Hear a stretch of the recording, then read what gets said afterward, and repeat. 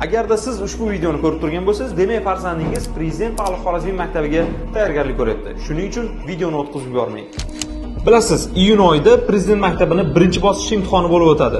Rosa hisoblaganda imtihongacha atigi 3 oy vaqt qoldi. Agar farzandingiz matematika va ingliz tilini yetarli darajada o'rgangan bo'lsa, endi navbat Prezident maktabi birinchi bosqich imtihoniga aynan imtihonda tushgan savollar bilan tayyorgarlik ko'rish kerak.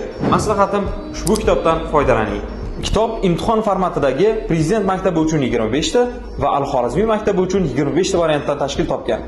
Quvonarlisi, savollarning katta qismi o'tgan yili Prezident va Al-Xorazmiy maktabi imtihonida tushgan.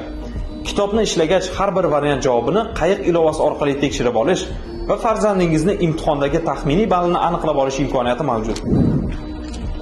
Eslatib o'taman, ushbu kitob faqatgina imtihondan yuqori ball olmoqchi bo'lgan o'quvchilar uchun mo'ljallangan. Darslikni respublikamiz bo'ylab istalgan kitob do'konlaridan topishingiz mumkin.